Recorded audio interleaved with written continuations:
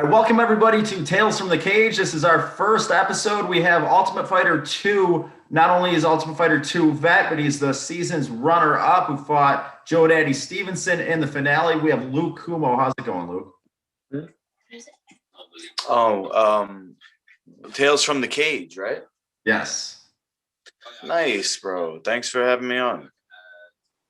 So let's talk about your very beginning of your training. You had like a TMA background, traditional martial arts. It wasn't super common at that time in MMA, like when the sport just started, as fresh. Did you originally start with Longo or were you training before that? So, my very, very first karate lesson, I was 8 years old. My mother said, just FYI, if you do any moves on your brother, I'm taking you out. So I only took one lesson. I went home, karate chopped him, and that was it. But when I was like in my teenage years, I had lost interest in other sports, and she then showed me a movie called Enter the Dragon. So this was in 1995. So I'm not sure if there were. We definitely didn't have internet.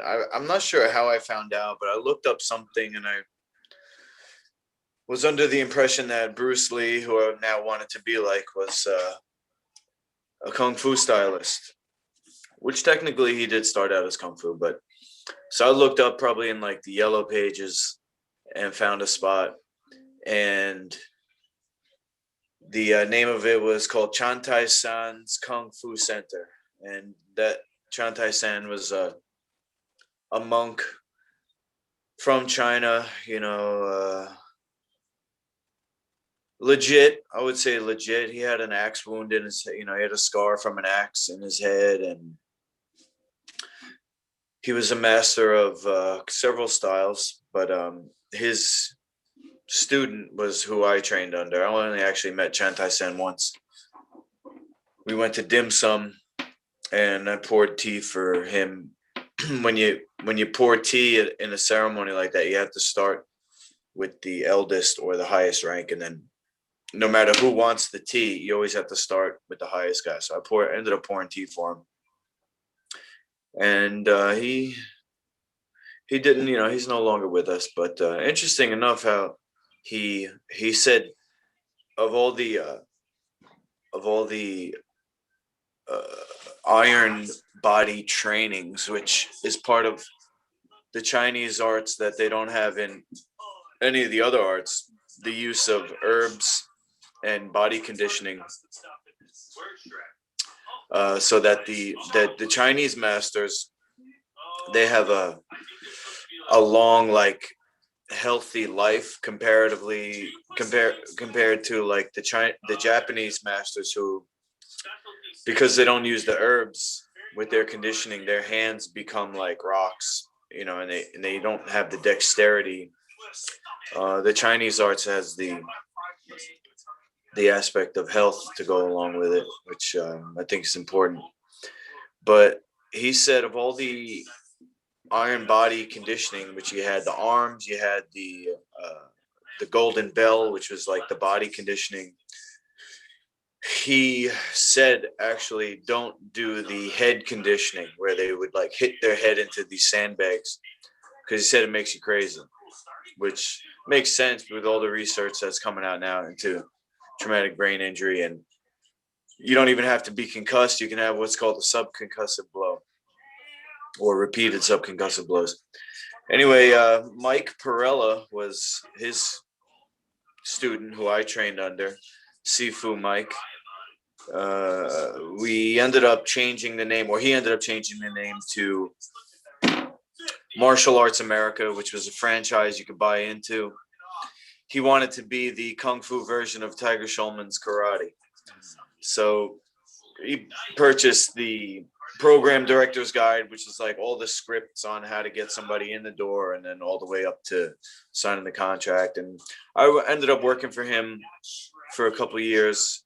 I never got my black belt in kung fu because at 18 years, of age, I went through a bout of depression, moderate depression, and basically dropped out of everything, school and fighting for a year.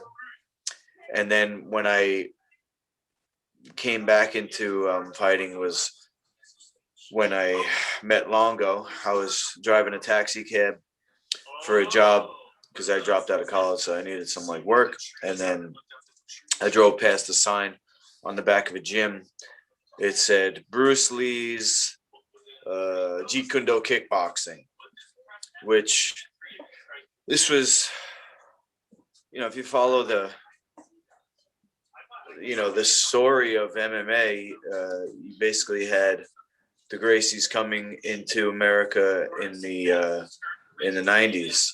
So up until then, the I would say like the edgy, like the most modern arts of Jeet Kune Do and Muay Thai and stuff. If you went to a Jeet Kune Do school, they would teach you, the Filipino weapons, the Western boxing, and the Muay Thai kickboxing. So when I went into that door that fateful day, I met Longo. He told me to come back for the kickboxing class that night, and I showed aptitude because I had been training for several years already, and then I had to tighten up some things. I had some habits from kung fu that I had to fix, but the power was there because we did a lot of stance training and we did a lot of conditioning. We actually did fighting. We did MMA fighting in that kung fu school because this was in the mid 90s. We had the UFC had been out, so you could get tapes. People were passing around tapes of recorded UFC and stuff. So Yeah. it was a fairly modern kung fu school. But he found out in 1998 that I'm talking about Sifu Mike.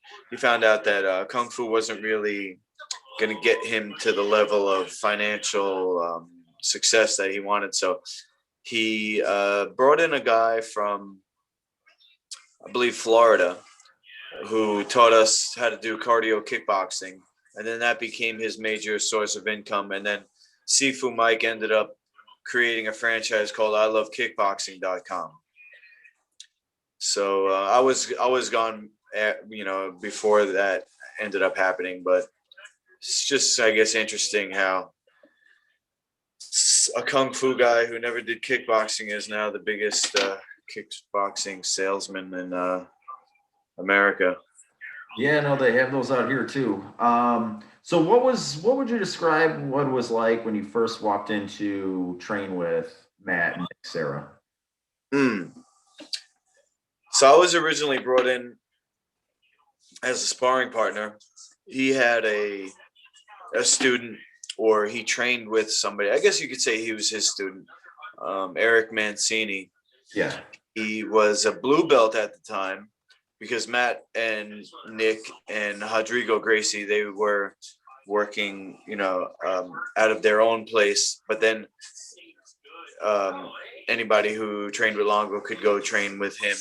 And then Eric Mancini, he either got his blue belt from Matt or from Henzo.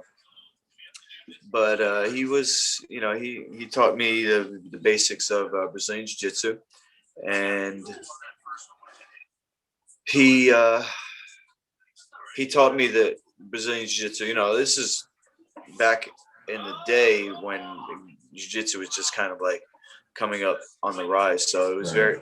it was like the classic, Gracie self-defense program. We always we weren't doing like spider guard type of stuff. It was all like Right. stuff that, you would see in the old challenge matches and like the Vale Tudo matches where you have to have always control the guy's posture and watch out for headbutts and stuff like that.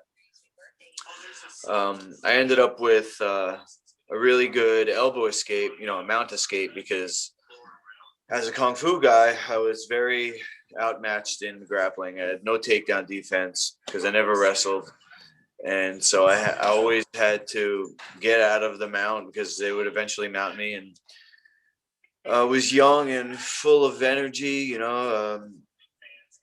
I was a good sparring partner for Matt because back then they were still doing style versus style matches, Yeah. and this was not. This was before he was in the UFC. They had what they would call exhibition grappling matches before MMA became sanctioned. So it was basically an MMA match, but they didn't have MMA, so they just called it exhibition grappling, and it was like Matt and Nick, his brother Nick, and local jiu-jitsu guys that um, were fighting either stand-up guys or sambo guys or whoever, like a wrestlers, and it was like a showcase for the jiu-jitsu guys. So when Matt went into the UFC, he was undefeated, and yeah, I was probably of all the people that he sparred with in his UFC career, he's probably sparred with me the most. So And he, now to fast forward a little bit, so you're training at Cerro Longo, all right, and you go over and fight for Ring of Combat, Luke, yeah, and that promotion has really brought so many guys into the UFC, especially like at that time when MMA and Jiu-Jitsu especially was starting to get its momentum over in that New York area, that New Jersey area, where it's always been known in the United States for either Florida or the West Coast. yeah. That like Lou Neglia helped put MMA on the map for the New Jersey area. What I don't really hear a lot of people talk about with you is you actually fought Josh Koscheck at Ring of Combat, and like I feel that flies under the radar. Like never really brought up. What did you guys know about Koscheck going into that fight? Oh God, oh what a nightmare. Like I said, I had no takedown defense to begin with. And then I see they're matching me up with this kid. He's an NCAA champion. The only picture of him online, it's like his shoulders connected to his ears. And I was like, oh my God, this guy's a fucking nightmare. But, I was young and fearless. So I took the fight.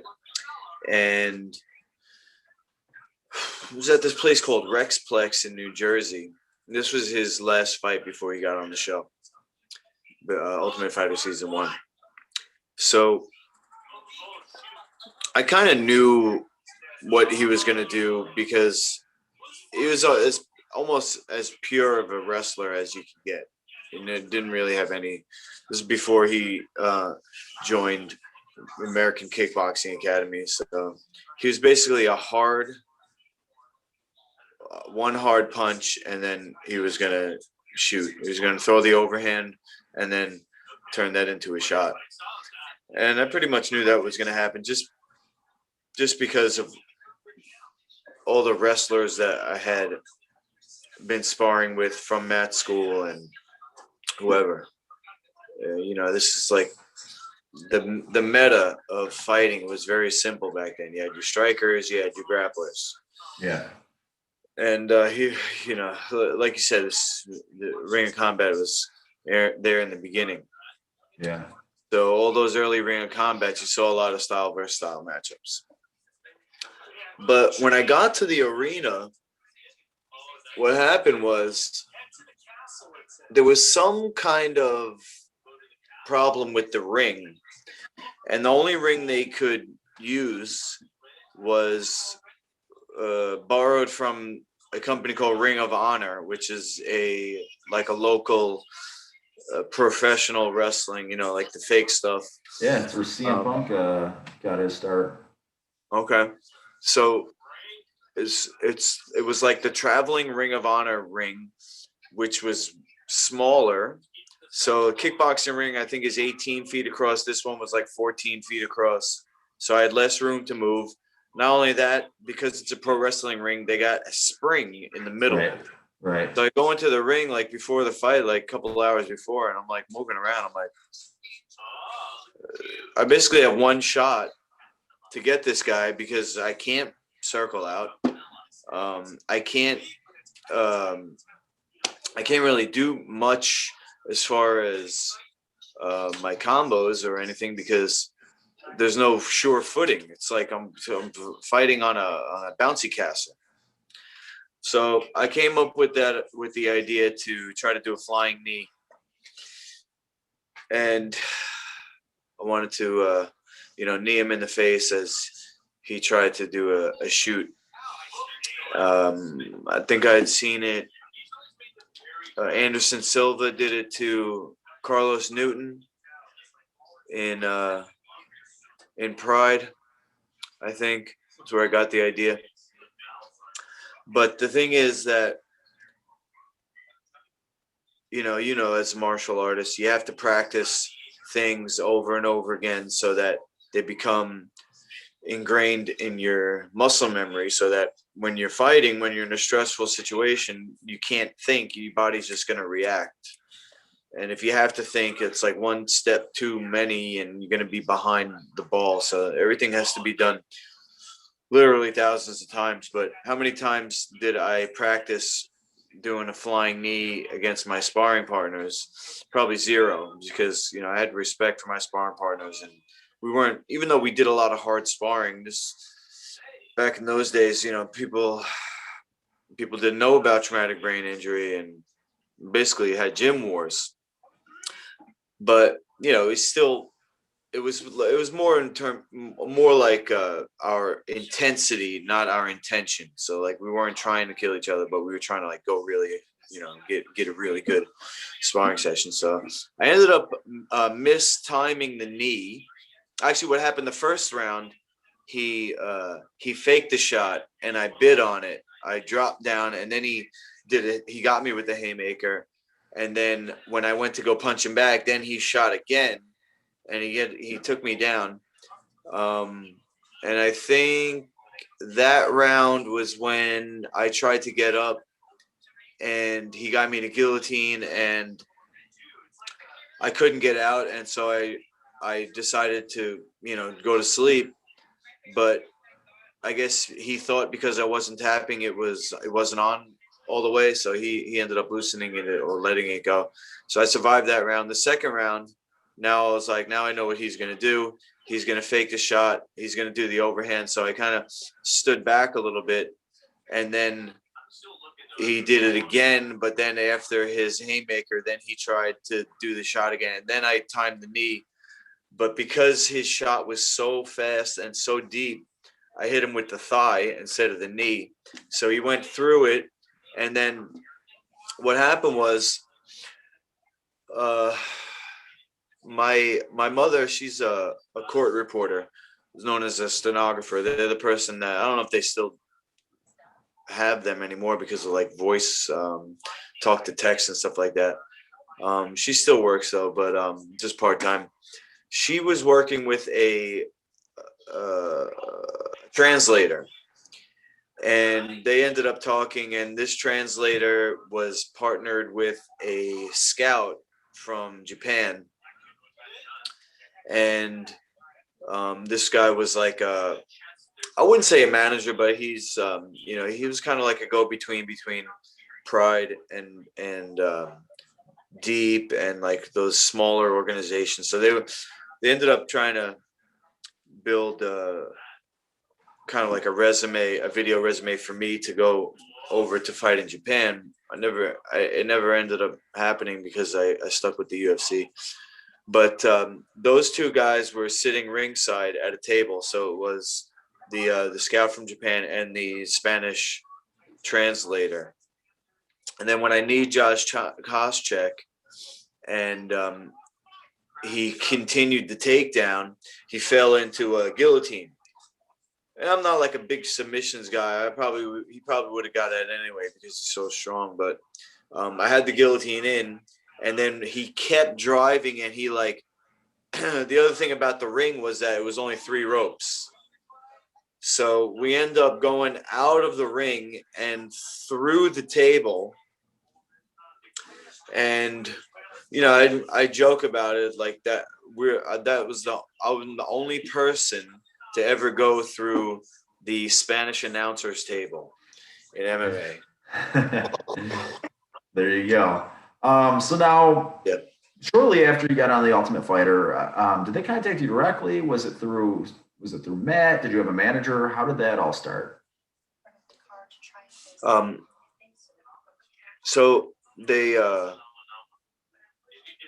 posted on I forgot where, maybe the Underground Forum, MMA.tv, that they were accepting applications, and I had watched season one. So after I got the call, I started trying to do those training sessions, with the treadmill, the notorious treadmill drill, where you go five Yeah. minutes at 5 miles an hour, 5 minutes at 6, 5 minutes at 7, 5 minutes at 8, 5 minutes 9, 5 minutes at 10. I think it was a half an hour. Nobody on my season finished though. I only got up to like 9, maybe the first minute in 10, but they said they were taking video interviews, and I think that they asked Matt. They wanted somebody from every like major camp so they could build. They had a guy from Hawaii, a guy from Brazil. I was supposed to be the New York guy. Um, so I made a video, application with some fight highlights and some training highlights and an interview, and they called me to go to Vegas for the second interview, where I sat with the producers in a hotel room. And then, how like in a hotel room, there's sometimes a sister room where there's like a door in between. You open it up and there's like another hotel room next to it. Yeah. Yeah. So I was in the one room, and then after I did the interview with the producers, that door opened up and Dana White came in, and then he brought me into the next room where the producers for Spike TV and like a bunch of other, I don't remember who else was there. It was a table of like 5 people, and the guy's name is Craig Pelagian. He was the person who ran, I think, Spike. I think he was in charge of either Spike, or he was in charge of the company that was making the show for Spike. I forgot. I think he was Spike TV producer or something. And he told me 2 things. First of all, he said, if you have seen the other guys who came out here, because I think they brought 32 people out, and it was supposed to be 8 from heavyweights and 8 from welterweight. So they had like 16 of each, and they whittled it down to 8. And he said, have you seen the other guys here? They're monsters, which a lot of them were. You had guys like Melvin Gillard and uh, the Irish hand grenade, Marcus Davis. Davis, They're yeah. just like physical specimens, like huge for welterweight. Um, and he said, what are you going to do to these guys? And I'm just like a skinny looking kid. I said, well, the only thing I can do is fight. So that's what I'm here for. I'm going to fight anybody. So it doesn't matter. And then the other thing he said to me was, what's it going to take he said, I know there's a New York asshole inside of you. What's it going to take for that to come out? Because they want drama. They want Yeah. a show, Ratings. Yeah. you know.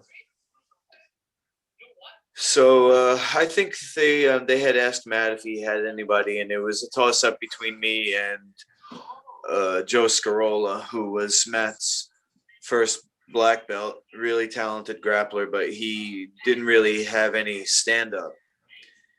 He was kind of like UFC 1 material. Right. And even though I was only a blue belt at the time, I still had more of an overall like well-rounded game.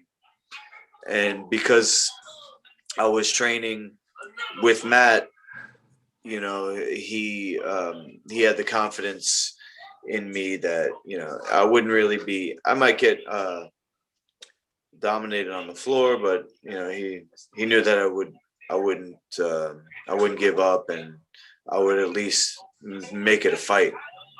And I think I got some favorable matchups. I believe there was guys on that show who probably would have beat me, but I was able to make it to the last match of the first round, where Josh Berkman, he won his match, but he was injured, I think, so he couldn't continue. Yeah. After his Galar fight. And certain things happened, but I ended up fighting Anthony Torres, who was probably the best matchup for me in the whole house because he wasn't like he was a black belt, but he wasn't like a submission whiz, and he really didn't have a lot of good takedowns. So, and his stand up wasn't that good compared to me. So that was probably the best guy that I could have fought. And the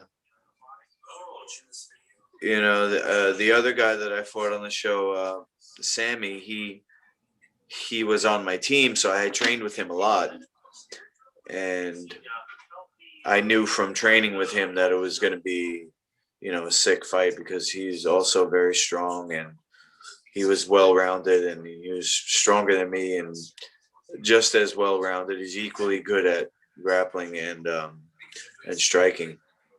But the one thing that he didn't have, which I'm different than most people in terms of my outside of the ring or the cage lifestyle. So I had it's not even as strict as I am now, but I had a strict menu that I was sticking to, and Sammy was eating Snickers bars and stuff like that, and I knew that was gonna make him weaker in some regard. So I just kept like this unshakable faith that I knew like I was just gonna somehow win. And it ended up being that the difference was that when he dropped me, you could see, and I think it was in the first round, he threw a cross as I was trying to kick him, and my legs buckled, but I continued to fight. And then when I got him with my best shot, he couldn't continue. So not that that's proof of anything, but just my thought process of it all.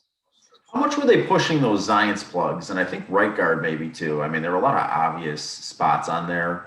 Were Yeah. they straight up telling you guys, hey, we're gonna film a segment or what? Because I mean, like that was even brought up online, like while the show was going on, like on Sure Dog on the Underground, and I mean, you could see it in every episode. It's don't touch my Zions, like I mean, it's a commercial the whole time. Yeah. What was that like? Yeah. Well, they had sponsors for the show. Right. Tap was a sponsor.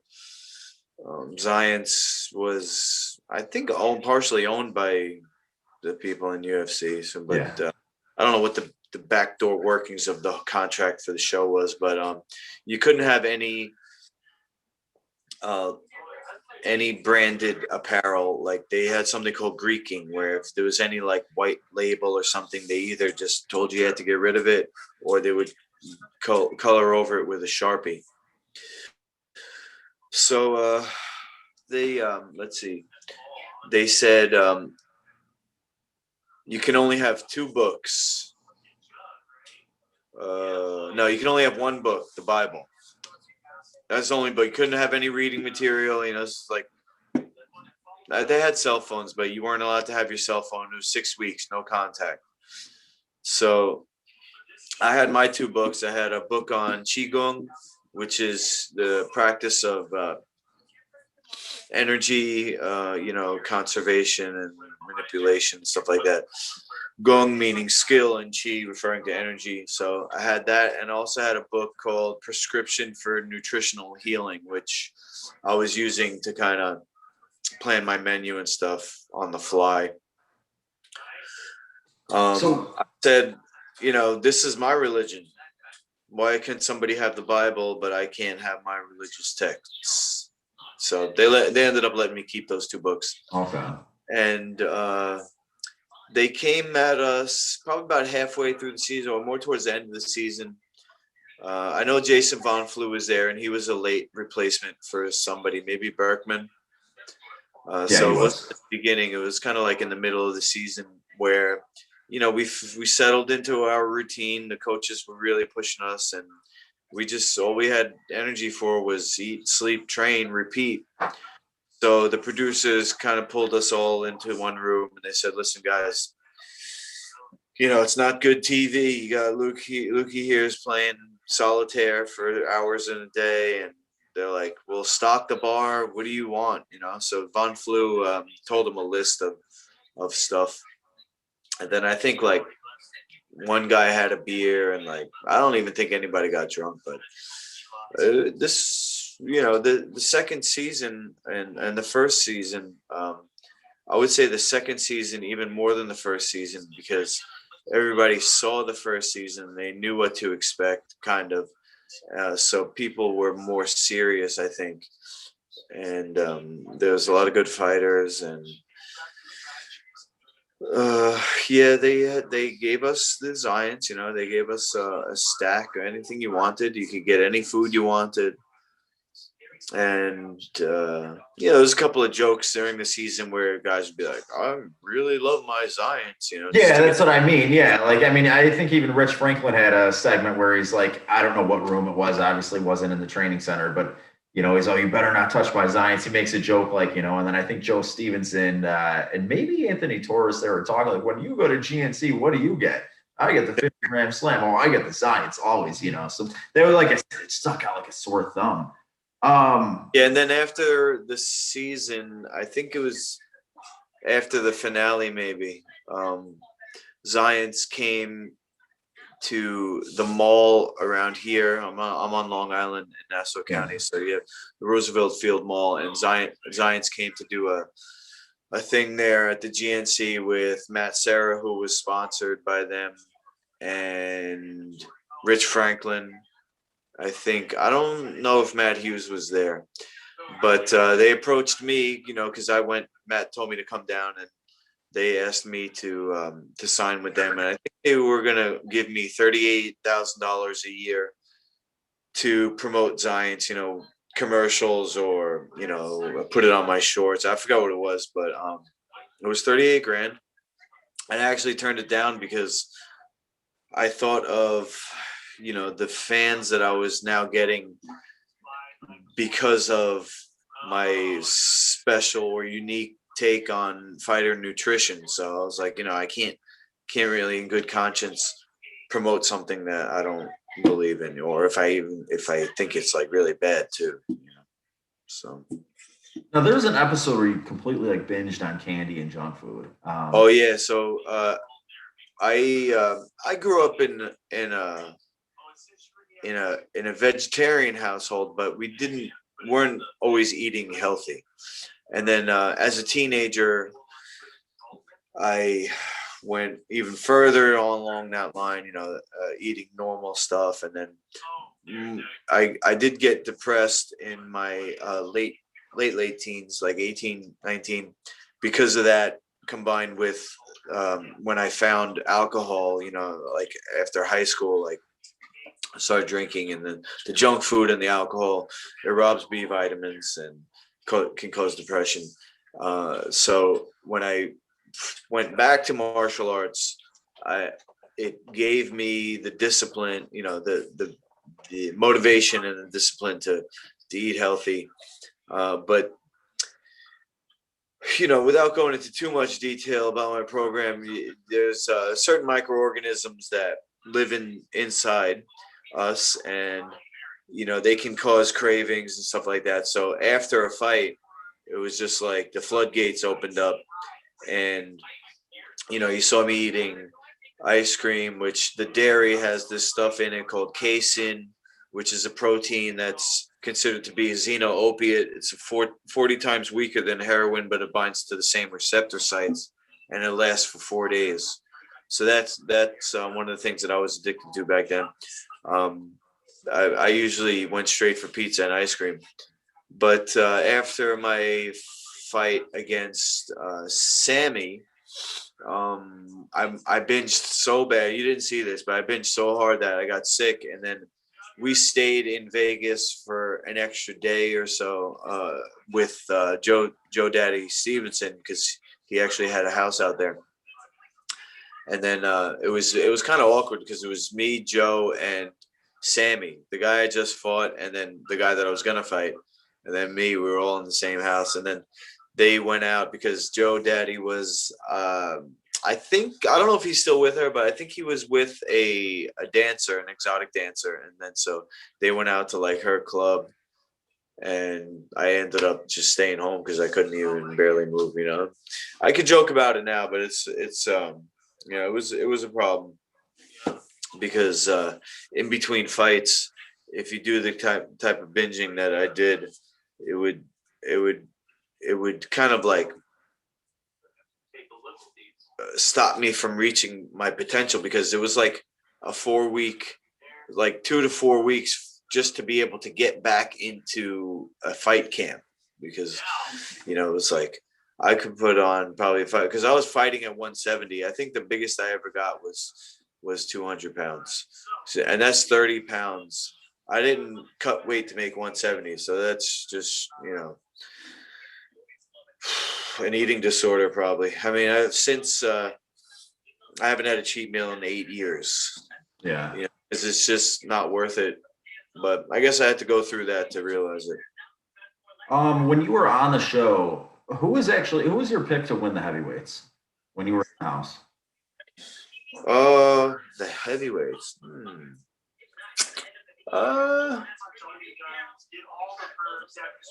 who was I with? Yeah, I don't really know. I mean, we had let's see, on my team, so long ago, but on my team we had did we have Rashad? No, he was on Rich Franklin's. Oh, is that Rich Franklin? Coached by Matt Hughes for one of his fights. I think it was his Jardine fight, maybe. Say it again. I think like he was coached by Matt. I want to say it was for his Keith Jardine fight. Yeah. There was two Franklin guys fighting each other. Yeah, I don't think Mike they treated. Whitehead. I don't think they treated Rashad right on that show, because it wasn't like a tournament style, elimination style, where you went to the next round after Right. you win. Yeah, yeah, So they actually threw everybody they could at Rashad. yeah. He had to fight 3 times. I only had to fight twice, but he had to fight. He fought more than anybody to get to that finale. Right. You know. Yeah, they fixed that error going into the third season, it was probably because of that he fought the most. Mm. When you were in the house, who would you say out of everybody in your weight class is like probably the most problematic for you? Like not in hindsight, but when you were on the show, who were you thinking like, oh, don't match me up with this person, or Yeah, I was probably thinking Marcus Davis. I sparred with on the on the day when they were evaluating the 1 or 2 days when they were evaluating everybody. They had us doing different types of stuff, like rolling and like weight training type of stuff, like circuit training, the running, treadmill running thing, yeah, um kickboxing, sparring.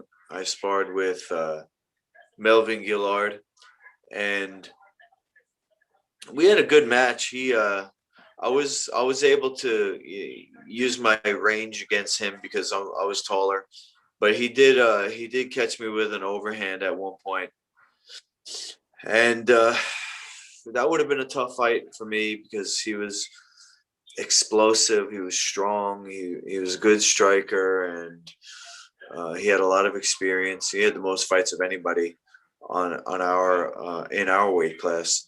yeah, the But I would say, youngest too. what was that? The youngest too. He had a lot of fights quickly. Yeah. I guess back then there's no sanctioning body, and he probably fought a lot of tomato cans. But another guy like that who had a lot of fights was a guy who was brought in by Matt Hughes to coach us, which is Jeremy Horn. Yeah, Then I I had such a great experience with his coaching, and I respected him so much. And then also he lives in a high altitude area in Salt Lake City. So before a couple of my fights, I went out to stay in Salt Lake City and train. I think it was for like a week or two before when I fought Jason Von Flew. And when I think I went out there also for my fight after that, which was against Jonathan Goulet. And then in both of those fights, well, in the Von Flew fight, we actually took the ambulance together because we got along real good in the house. So I felt bad that I beat him, So I I rode with him in the ambulance, even though I didn't need to. I got one stitch like on the inside of my mouth, and then when I was eating later that night, it fell out anyway. But I just felt bad about beating up my friend, so I rode the ambulance with him, and he's sitting there. He's like holding his head, because I freaking elbowed his head open and punched him a few times. So he's like, "You're an asshole to me," you know. But Now, 2 seasons later on the Ultimate Fighter, you have Ultimate Fighter 4, where Matt Hughes, or sorry, Matt Serra was on. And Matt Hughes came in to guest coach. And we're obviously on Team Hughes, it sounded like, well, for the Ultimate Fighter. That you were from Matt Serra's gym. Sounded like them two had some problems with each other. Did that surprise you at all? Like, did you have a good relationship with Matt Hughes going, before they started getting into it? Because that's kind of what sparked their whole rivalry was that show. mm, well, I wouldn't say I had a good relationship with him. He uh he wasn't like a he's not like a friendly guy. Yeah. Um when when I came up under Matt and Ray, there's a lot of teasing. Matt just like insulted Ray all the time, and the thing with jujitsu is supposedly you're supposed to get a nickname that's like an underhanded insult. It's like somebody's Bigfoot, somebody's shoe face. The Mad Monkey, Nick Serra. It's like he's crazy.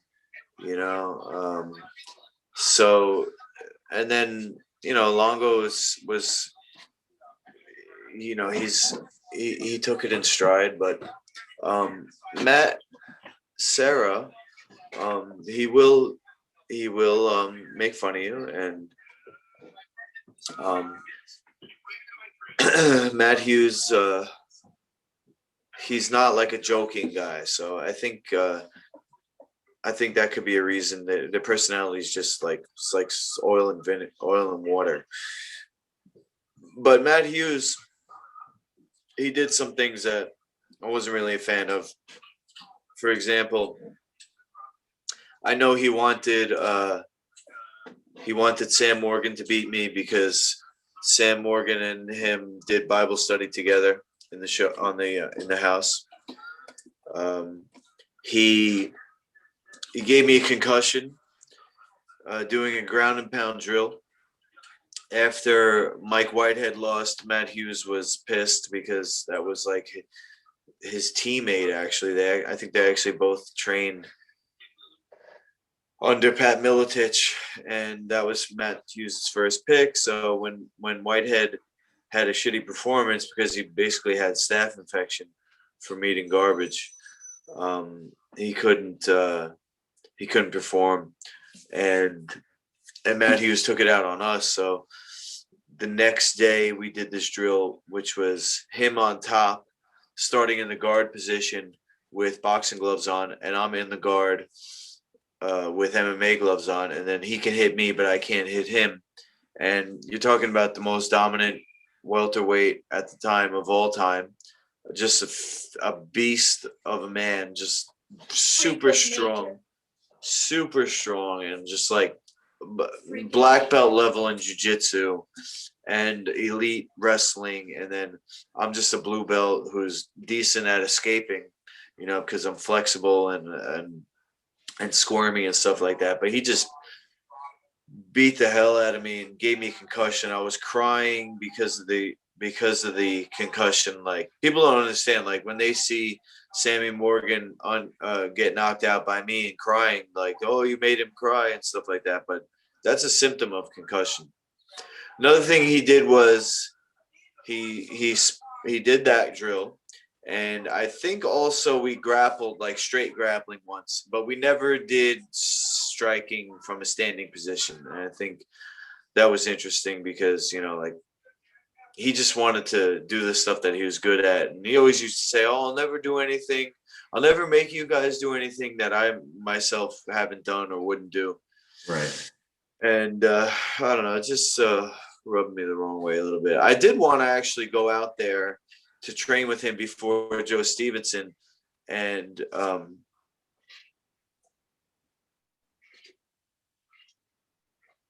he's still there. Sorry, somebody tried to call me. Um, I did actually want to go out there and train with him before the Joe Stevenson fight because I thought to myself, if I could train with him, then everybody else is going to be easier. Right. But I'm kind of glad I didn't. He probably would have hurt me and, been like, whoa, well, you should have did this, whatever.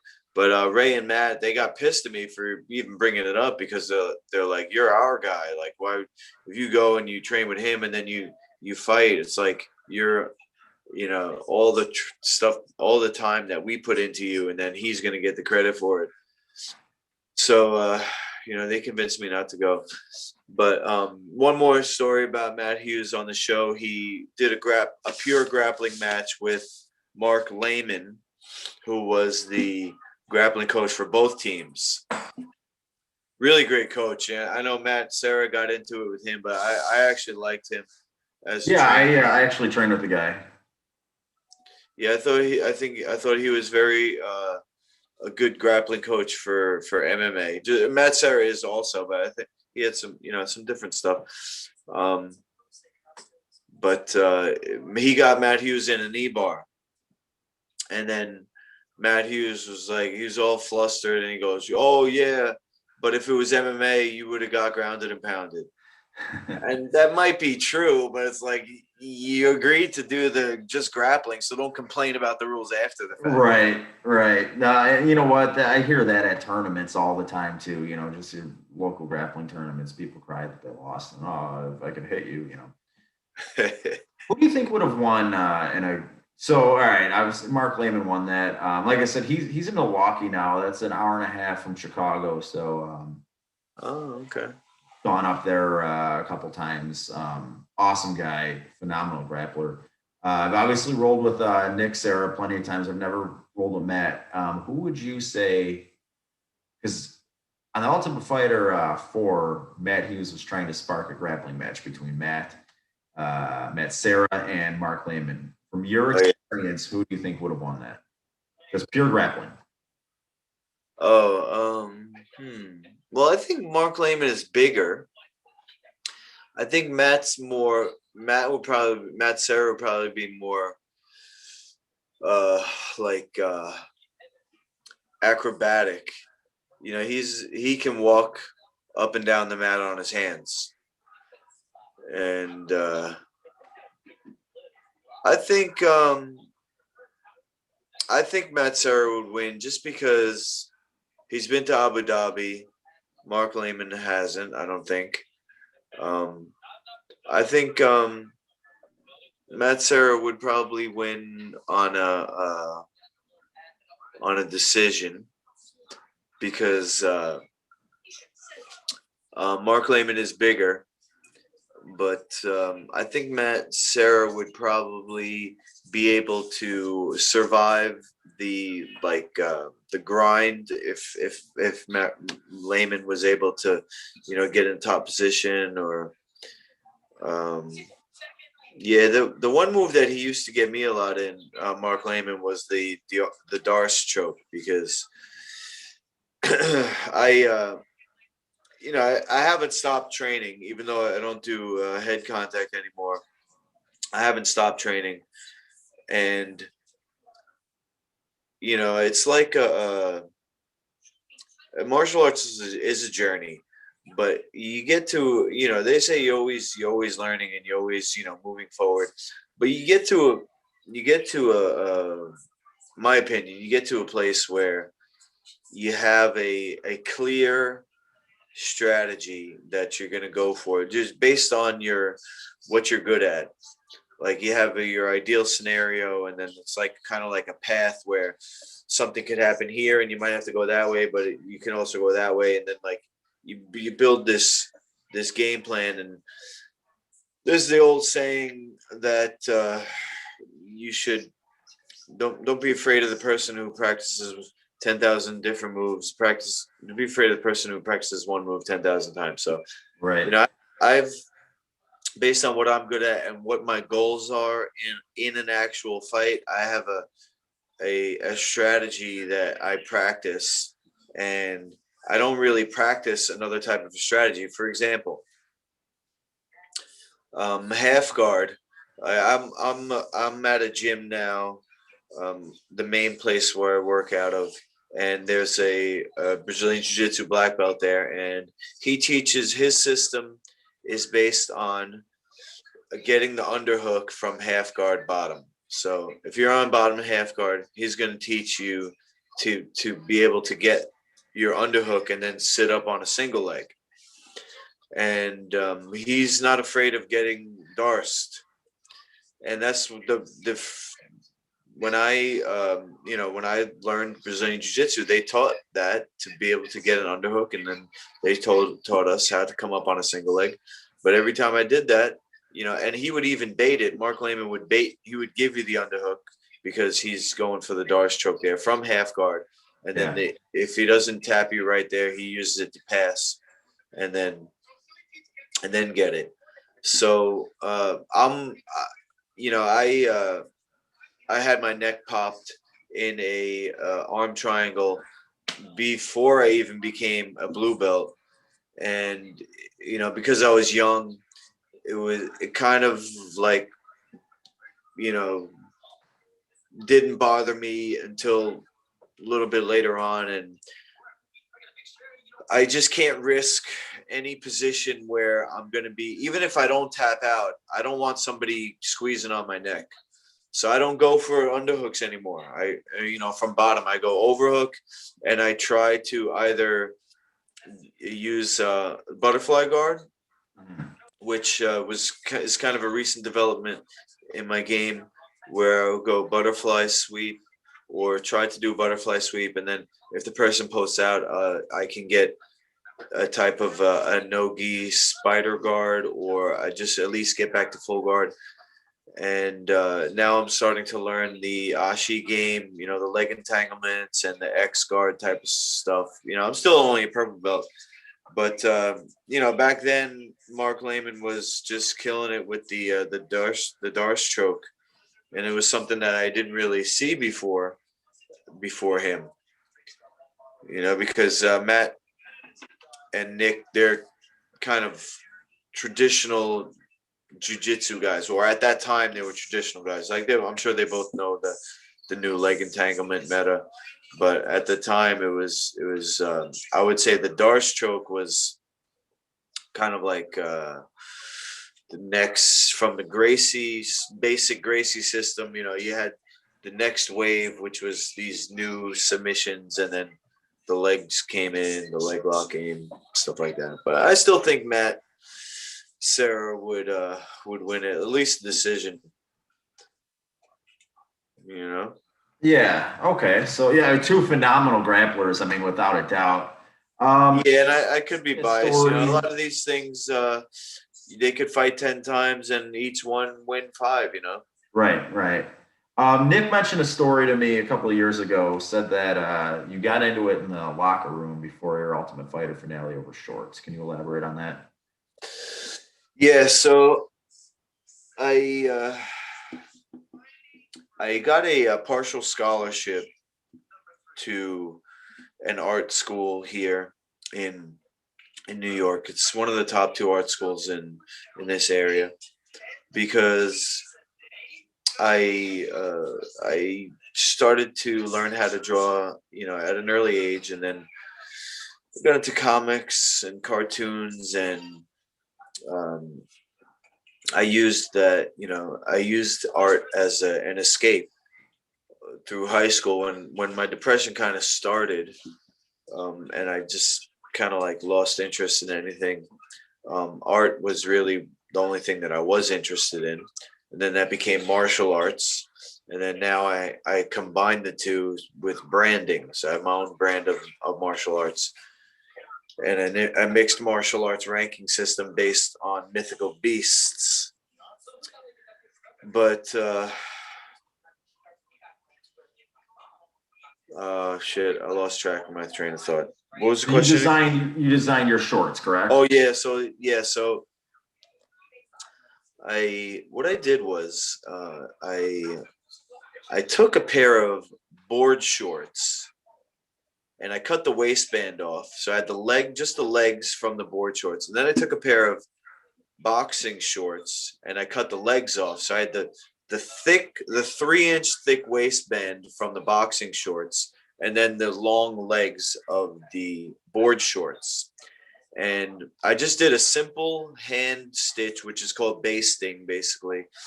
And over the course of a month or two, I sewed these shorts together because I'm like, I'm going to use these shorts.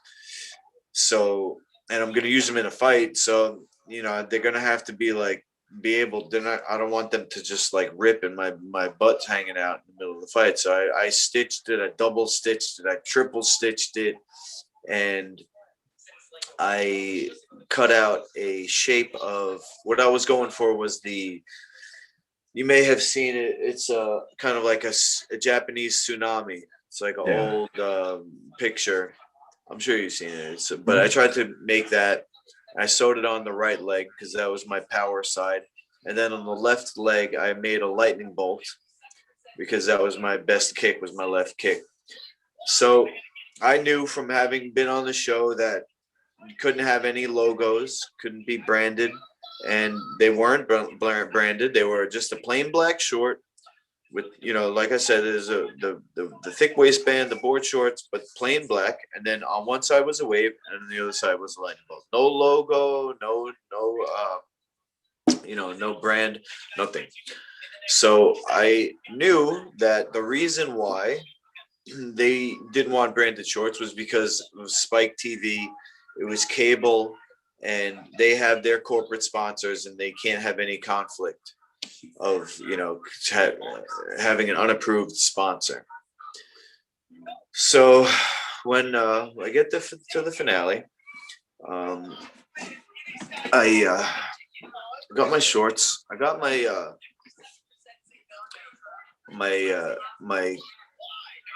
my black sleeveless. I cut the sleeves off kimono top, and I had a shiny blue pentagram on the back, and I wore it with my blue belt, and I wore a ninja mask, and I wore like a second mask under it. So like the mask under it had like a third eye, and then I would pull off. I did this for a few of my fights. I would pull off the first ninja mask, and then there was a second mask underneath. I liked, the entrance. I like doing a cool entrance, like I saw in Pride and in pro wrestling and stuff like that. And Sure.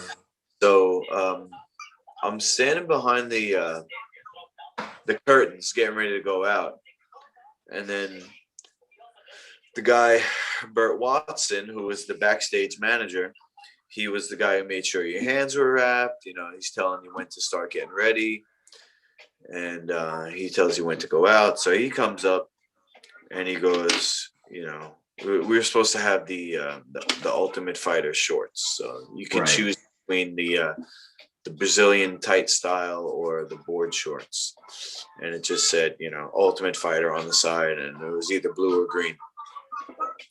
So um, Joe Daddy had his, but I took mine, and I didn't tell them what I was going to do because I didn't want them to say no, you can't do that. So uh, for me, it was my strategy was to just do it and then not clear it with them because I couldn't risk them knowing like what I was planning and stopping me. So Burt Watson came up to me before the fight and he says, "Where's your shorts?"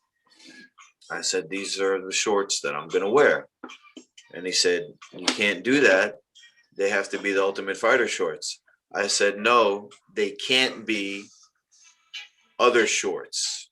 There was nothing that said you have to wear these. You just can't wear branded shorts." He said, "No, you have to wear these." I said, "No, this is what I'm wearing." Took me a long ass time. I sewed it myself. This is my fight. This is what I'm doing. I'm not breaking any rules, blah, blah, blah. He goes, "All right, then you can't fight." I said, "Okay, go tell Dana." we're literally about to go out on live television. Go tell Jeez. Dana White you're canceling the fight. Yeah. And They're calling his bluff. Longo and Matt were standing there, and he looked to them like if they could do anything, and then Longo and Matt are like, we can't tell him what to do. Um, and I was talking to him, Longo told the story, and he's joking because the guy's talking to me while I'm wearing the ninja mask and stuff. He's talking to a ninja. There's like no way I'm gonna take it off.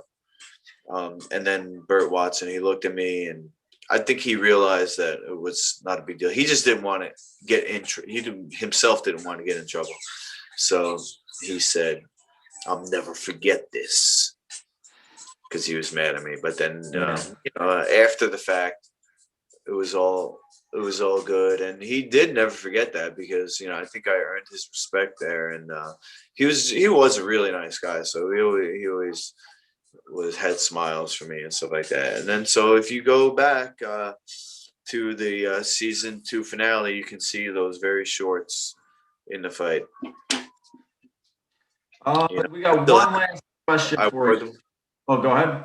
Yeah, I still have those shorts. I wore them for I think when I actually changed my shorts is when I had my last 2 losses. I wore those shorts for every UFC fight, the same shorts.